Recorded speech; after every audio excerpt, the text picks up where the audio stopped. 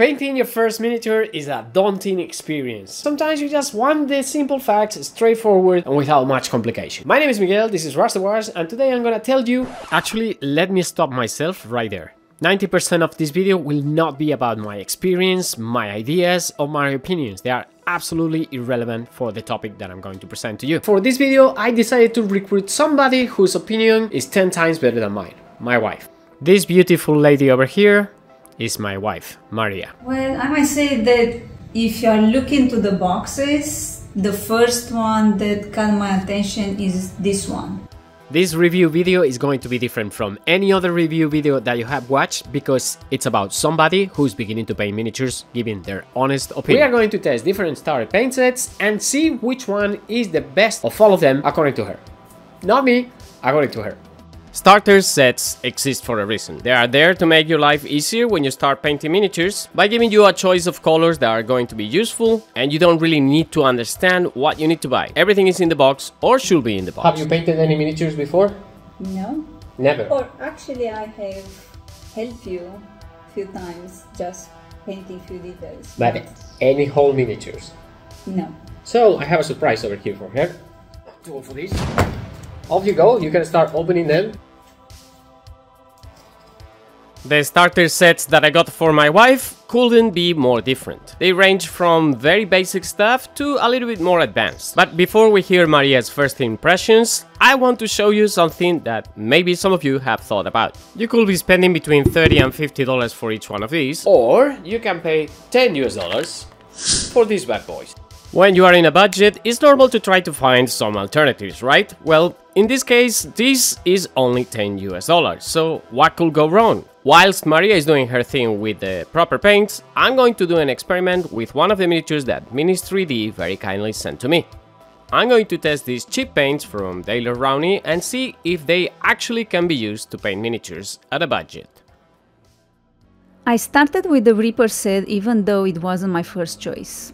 It didn't attract me because the colors didn't appeal to me. To be honest, I was expecting more colors in the box, and the ones inside weren't attractive.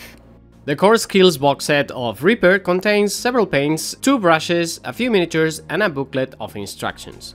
It is important to understand that the paints included in this set are meant for painting the miniatures that come as an example. This set is to be combined with other Reaper sets in order to have enough colors to paint all kinds of miniatures.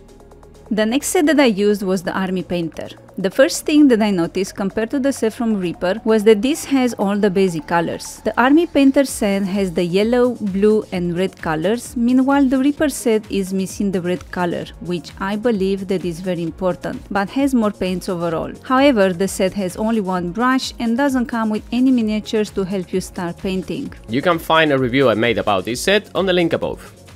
The third box that I used was the Citadel set. What I liked about this set was the colors and the fact that it comes with tools. What I didn't like about this box is that it doesn't come with any miniatures, and I believe that for people like me, it is very important to start with a set that comes with 1 or 2 miniatures to help you to start painting.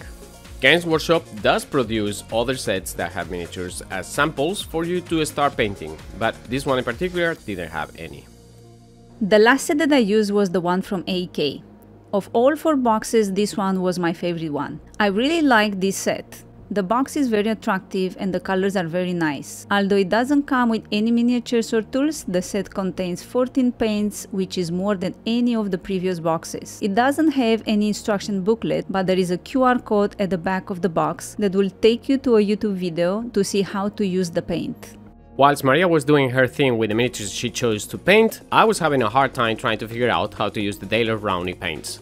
Whereas most of the paints that I usually use for my miniatures are made for miniatures, these ones are not. There was a steep learning curve to obtain the results that I wanted. My biggest issue with the paints was coverage, which was very bad. I think the main issue here is not the pigment. The pigments look quite nice actually. It is the medium that has been used to bind those together. And because it takes so long to dry and it is so difficult to make thin lines with it, it is making this an absolute nightmare. Even as an experienced painter, I wouldn't recommend buying this kit unless you want to challenge yourself to learn new tricks and to better control paint and dilution.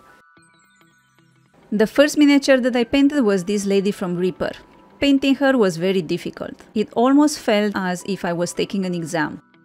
I wanted to do a very good job, almost perfect, but first of all, the Reaper set doesn't have all the colors I wanted. For instance, the skin color didn't turn out the way I wanted to look. This miniature is very difficult to paint for a beginner, because it has very fine details and it's a human. Painting a realistic human is very difficult. I started painting in an afternoon and I gave up at around 2 AM or 3 AM.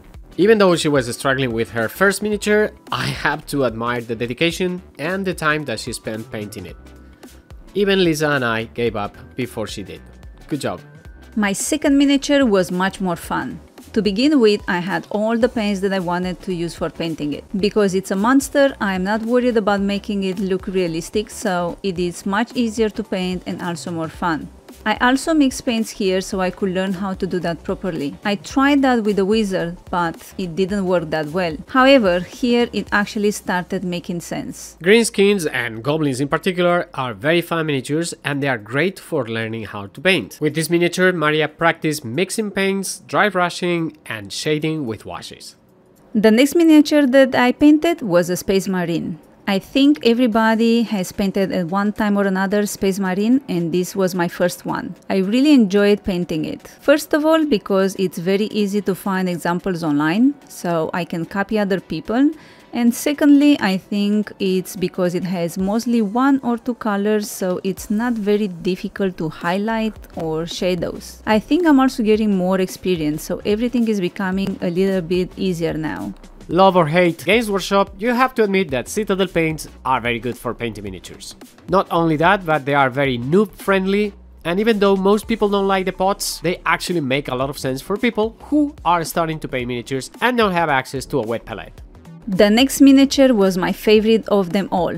I think I have a soft spot for monsters. This is a stone troll from Warhammer. The thing that I like the most when painting it is the big surfaces, and because of the colors that I'm using, because they're very vivid, I really enjoy the experience. I had some difficulties creating the shading and there are no metallic paints in the set, so it's a good thing that it doesn't have any metallic details. Overall, I love these paints and this miniature is my favorite of the 4. Ever since she saw the box from AK, she fell in love with it. Seeing Maria painting her first miniatures has been a great lesson for me as well. I've had flashbacks to 30 years ago when I started painting my own miniatures. Trying to figure out things like consistency or holding the brush in the correct manner are lessons that we easily forget how hard were to learn. So which one is your favorite set of them all? Of all the sets that I tried, my favorite are these 2. The first one is the Citadel set because it has many different metallic colors, which I think are very useful, and the other one is the AK one because the colors are super vibrant and very nice. If I could combine both, that would be my favorite set. I also have a few final words about my cheap starter set. As an experiment, it was fun and it taught me a few things, but no. I'm never painting with those again. You know what you have to do if you like the video, so until we see you again, un beso y adiós.